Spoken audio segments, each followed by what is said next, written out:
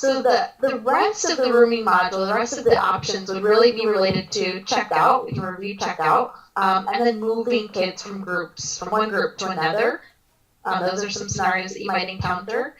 Um, if I want to move a child, I have to select which teacher is going to help move the child, and then which child or children need to move. Okay. So I'm going to do an example real quick, and I'm glad you're recording this, because I would say this one of anything is the trickiest, I guess, but still, once you do it once, you'll get the hang of it real easy. So I'm going to select which teacher is doing this action, which child needs to move. So I'm clicking this little kiddo here. I'm going to say that the kid needs to exit this group. So they need to exit, but they're not in a new group yet. So some arrows are going to start flashing over this child's face as soon as my internet kicks in here. Again, this should be a pretty instantaneous action. I don't have to wait for the arrows, but I just know the arrows are going to show up over her face. So she needs a new group, basically. I'm going to go to room view. So I see here she is over on the left-hand side as soon as these photos load.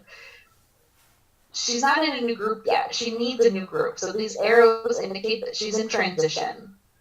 She needs to be placed into a new group. Otherwise, she's just lost in the hallway here. Right. But she's still technically in the pre-3 room. You see she's still got her photo and the arrows are over her face indicating she needs a new group. Right. So then the teacher that's accepting this child into their group is going to select their photo, select the child, and then the white part of their circle. And now she is in that group instead.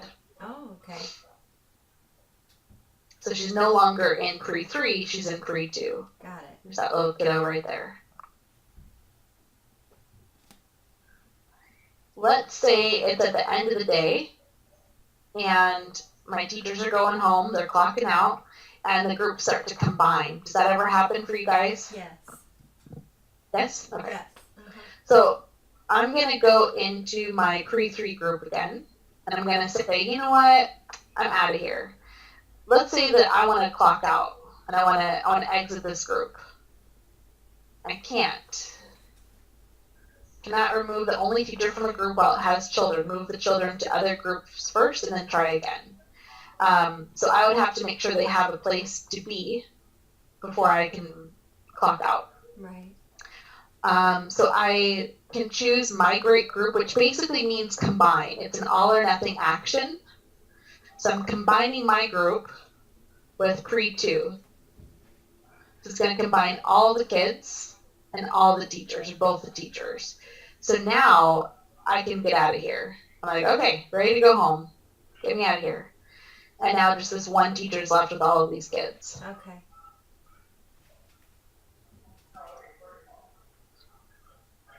So if I'm ready to leave, what's this lady's name? Oh yeah, Linda. So she's gonna clock out. If I was still in a group and I had kids in the group also, I of course wouldn't be able to clock out. It wouldn't let me. But now her photo's gone here. She's no longer at the school. Okay. Gone for the day. So, Mary, I wouldn't expect for you to remember every single step of moving kids and combining kids and exiting rooms, and because it does take a little bit of kind of hands-on learning. But I just want you to see that those options are available. And if you forget how to do it, which is totally expected almost, then you reach out to us and we remind you how to do it. Okay. Or you review this video. Yes. But there's plenty of little things that will just take some hands-on learning. Okay. So what about checkout? When it's time for folks to be picked up, ideally their parents are requesting checkout when they arrive. But if they're not, we can do forced checkouts for them. So I'm going to select this teacher. What does it look like when a parent has requested that they be checked out? Oh, got it. Same thing. Okay. Same thing. So this is the checkout screen. Kangaroo's bouncing the other direction. Yep. Technically. but you just know that this child has a pending checkout request. So what it looks like, so this child's name is Cash Tanner. I don't remember what group this child is in, so real quick, I'm gonna find what group they're in. Cash. Okay, so they're in toddler 2. So from a teacher's perspective, they have a bouncing kangaroo over their face, so we know that he needs to be checked out, and she's gonna check out Cash. So she would just confirm that this photo matches the person trying to pick Cash up, and her name is Stacy Tanner. If that photo doesn't match the person standing in front of you, you go, wait a second. Something's not right here. Let me call the primary account holder. Yeah. Or I need to see your driver's license, or whatever your policy says your teacher should do. Okay. So then you say, whatever you're going to do, once you feel comfortable releasing Cash to this person, you just click this photo and they're checked out. Okay. They're gone. And then let's say an adult shows up to pick up Arthur. You can do a forced checkout from here. This is the same workflow as the group forced check in and out from the main menu view. It's just on an individual basis. Okay. So if Arthur's, an adult shows up to pick up Arthur, and you've gone through the proper steps to verify that that person can pick Arthur up, then you can say, yep, parent did not request checkout, or child picked up by bus, or other, grandma.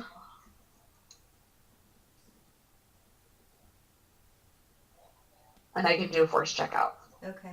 But how do you know which adults are allowed to pick up the kids, right? That's an important step. One way is to select the child's photo and use the child info area here, and I can see which adults are allowed to pick up the child. So if Jenny Bongo comes and tries to pick up Jamie, I go, hold on one second, let me take a look. Nope, sorry, not allowed to pick up Jamie. The check in and out option, privilege is not listed here. Or I say, hold on one second, we need to call Kelly Smith. Okay.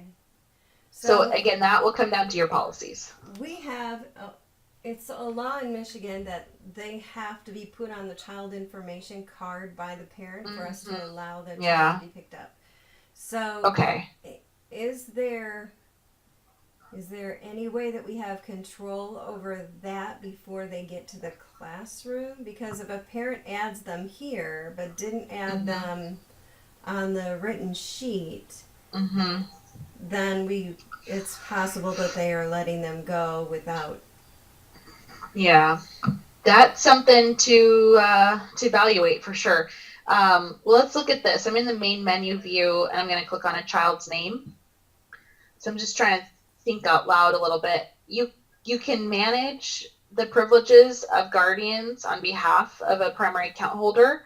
Okay. So if you know that the card is not up to date to reflect the check in and out, you could remove that privilege, I suppose.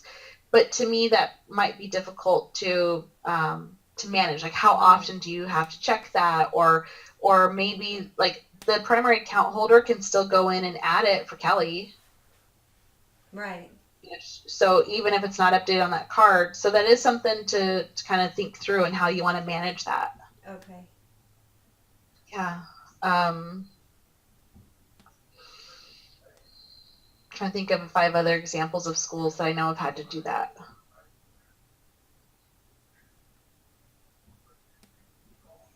Yeah, I'll ask around and see if anyone else has encountered that or to see how other schools have handled that. Okay. So for It's now, not coming to me off the we'll top of my just head. do it as we do it right now, where if we don't recognize the parent as having been somebody who is allowed to, then we still have to check it against their file, regardless of whether or not they're in here. Yeah, I would say that'd be a wise move. Yep. Because the idea is that parents are, like, we're putting more responsibility on the parents to manage these details, the privileges on their own, but that does open up it gives you less control over those privileges. So in this Right. case, it's almost a disservice, even though the end goal is trying to help you. Right. But it does make it so parents could edit the privileges of guardians even if the cards are not up to date, Right. theoretically. Right. Yep. All right. So any other questions about check-in and out or the rooming module? I can't think of any other questions. No. Okay. So just some encouragement or words of wisdom or whatever you want to call it. Get your hands on, on the rooming module. Use your test kid. Practice, checking in and out. Practice, practice daily notes. Practice moving kid, exiting a kid from one room to another. The more you use it on a tablet too, the better the better prepared you'll be. The clicking actions on a tablet are just different, right? It's just tapping. Some people on a tablet are inclined to drag kids into a room on the screen, not in real life, right? But it's not a dragging action on the screen; it's clicking. Okay. So if we pull the rooming module up on an iPad, when the last teacher logs out, does it close out or will the rooming module still be open the next day? So everything basically refreshes overnight. So this is supposed to represent what's happening on site for you. So we know that there's 72 kids checked in and there's 14 teachers clocked in. If anybody leaves, they should be checked out. Right. And if a teacher leaves, they should be clocked out. So theoretically, at the end of the day, this is all completely blank anyway. Right. It's all completely That's just blank. what I'm wondering is if they have to log in every day. The app we have now, the reason I asked is because the app we have now is still there. It's just like they left it. So I just wondered if they have to log into Kangaroo Time each time, every morning, and then it automatically, okay. They do have to, so after 8 hours of inactivity, you're going to be logged out. Okay. And then the teacher will log back in.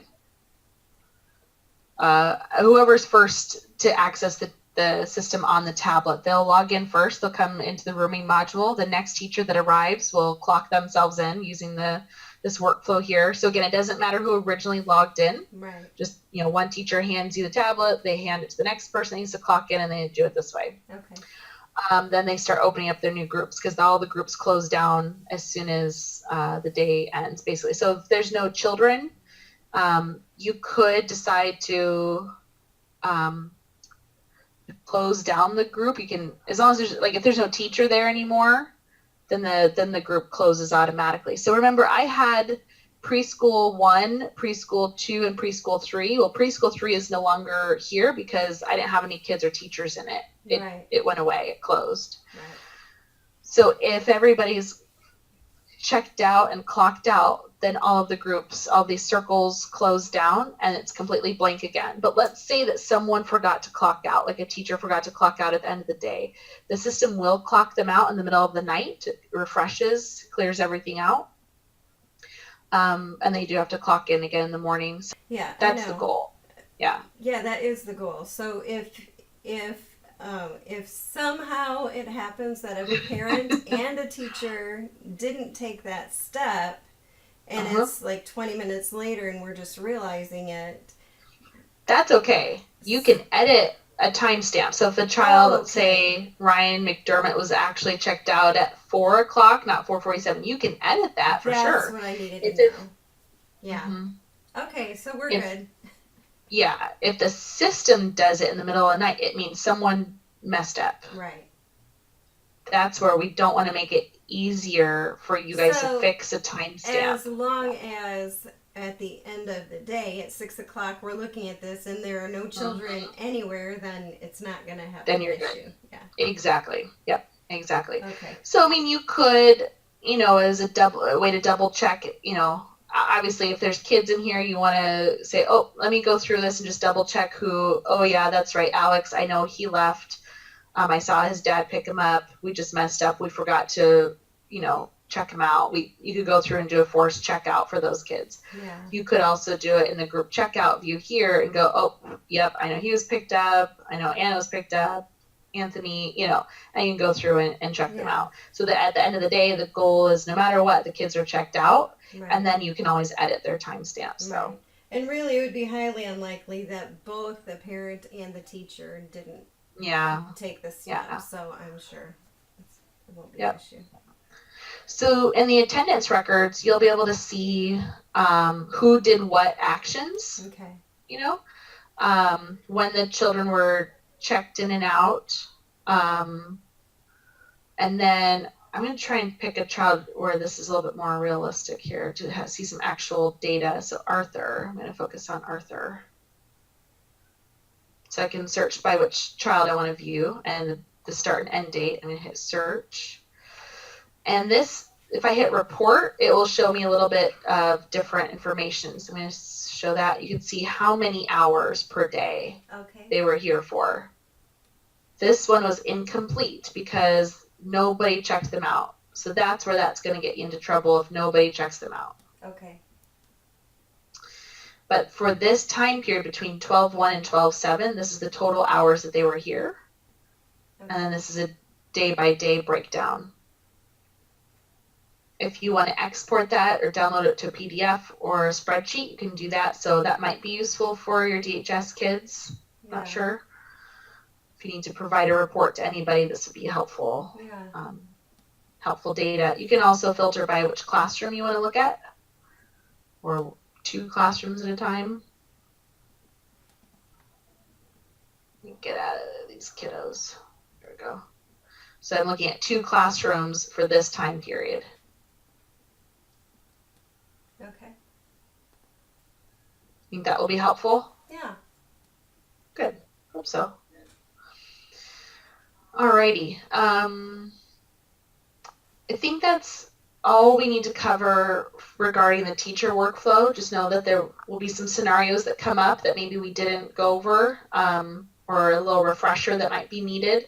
But just, have your teachers start kind of one step at a time, focus on clocking in and out themselves. Focus on opening new groups and then checking kids in and out, and then tackle, daily notes and photos and that stuff too. But, first and foremost, the security of checking it out would be the biggest priority, right? Okay. Make sure, I guess the last advice here, make sure that your teachers have the rooming privilege, the rooming module privilege, and then they'll be able to start practicing and give some guidance on which kids they're allowed to practice with. If you need to add another test kiddo to your family, you can enroll another test child under your parent account if you want to. Okay. Or if employees that are also parents want to practice with their own kids, that's fine. But just, have them be very careful with who they're actually checking in and out, because those records are stored in Kangaroo Time. Okay. All right. Anything else you can think of at this time? No, not that I can think of. Okay. We will check in with you soon to just see how things are going with the teacher workflow, but obviously reach out to us if you think of any questions or need a refresher on anything. Okay. And we'll do whatever you need, okay? All right, sounds good. Thank you so much. Awesome. We'll talk to you later, Mary. Have a great weekend. All right, bye-bye.